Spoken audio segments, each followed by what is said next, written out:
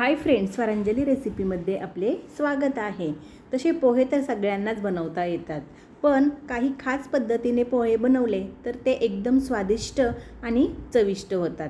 त्यासाठी मी तुम्हाला आज काही टिप्स सांगणार आहे, त्या तुम्ही नक्की फॉलो करा। हे पहा, मोकळे आणि सुटसुटीत पोहे हे क्वचितच काही जणांचे होतात, काही जणांचे गिचके होतात। तर त्यासाठी काय करायचं हे मी तुम्हाला व्हिडिओमध्ये पुढे सांगणारच आहे। चला तर मग रेसिपी पाहूया। आता पोहे बनवण्यासाठी हे पहा, पोहे असे पहिल्यांदा स्वच्छ चाळून घ्या। त्यामध्ये बरीच घाण असते, त्यामुळे पोहे करताना नेहमी असे चाळून घेत जा, थोडेसे निवडून घेत जा, कारण का त्यामध्ये काही वेळेस खडेही असतात। आता पोहे चाळले की स्वच्छ एका चाळणीमध्ये ते धुवून घ्या आणि असे निथळण्यासाठी ठेवून द्या। त्यामध्ये थोडेसे मीठ आणि अगदी किंचित साखर घालून हे सगळं मिक्स करून घ्या। थोडीशी साखर घातल्यामुळे पोहे अगदी चविष्ट होतात, ही एक टीप आहे। त्यामुळे थोडीशी साखर ही नक्की घालत जा। आणि इथेच पोहे धुतले की याच वेळेस साखर आणि मीठ लावून पोहे असे चोळून हे मोकळे करून घ्या। हे पहा, आता हे पोहे पहा किती मोकळे आणि सुटसुटीत झालेले आहेत। आता फोडणीची तयारी करून घेऊया। पोहे धुण्याआधीच मी सगळी फोडणीची तयारी करून घेतली होती। त्यासाठी कांदा, कोथिंबीर, हिरवी मिरची, कढीपत्ता आणि थोडेसे शेंगदाणे घेतलेले आहेत। आता कढईमध्ये थोडेसे तेल टाकून शेंगदाणे छान खरपूस होईपर्यंत तळून घ्या। जास्तही काळपट करू नका, याने शेंगदाणे कडू होतात। आता पुन्हा त्याच तेलामध्ये जिरी मोहरीची फोडणी करून घ्या।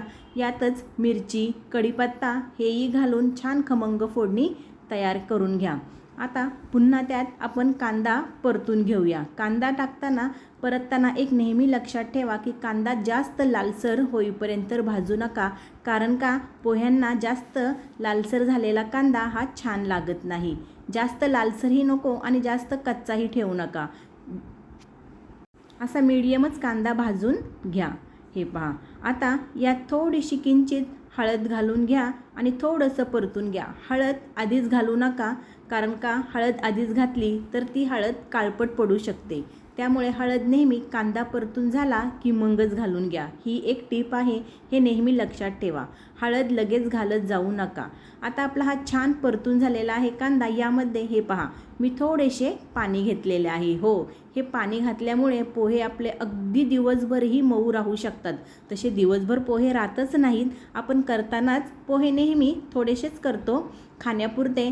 पण जर तुम्हाला कुठे प्रवासात पोहे न्यायचे असतील तर यात ह्या अशा पद्धतीने तुम्ही पोहे नक्की करून पहा।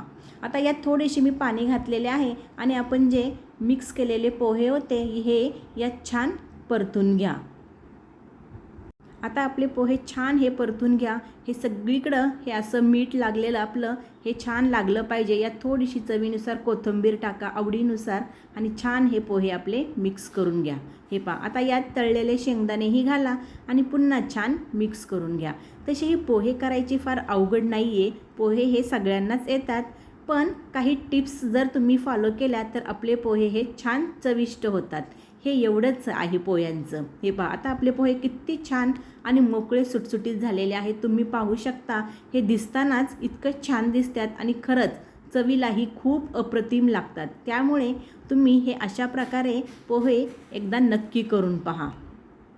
हे अशा प्रकारे केलेले पोहे अजिबात चिकट होत नाही आणि वातडही होत नाही। तुम्ही अगदी 2-3 तास त्याला असेही ठेवले तरीही ते अगदी मऊ लुसलुशीत राहतात। त्यामुळे अशा प्रकारे तुम्ही पोहे नक्की करून पहा आणि पोहे झाल्यावर अगदी 2 मिनिटांची त्याला वाफ देऊन घ्या, म्हणजे पोहे अजूनही खमंग आणि चविष्ट लागतात। हे पहा, आता आपले पोहे इथे तयार झालेले आहे। नक्की अशा प्रकारे पोहे करून पहा आणि कमेंटमध्ये मला नक्की सांगा तुम्ही कशा प्रकारे पोहे करता। तशी सगळ्यांचीच पोहे करण्याची पद्धत ही सेम असते, पण काही ठिकाणी बहुतेक वेळा बरेच लोक वेगवेगळ्या पद्धतीने पोहे करतात। तर तुम्ही मला कमेंटमध्ये नक्की सांगा। आणि हो, माझी रेसिपी आवडली तर please please please like, share, subscribe नक्की करा। बाय।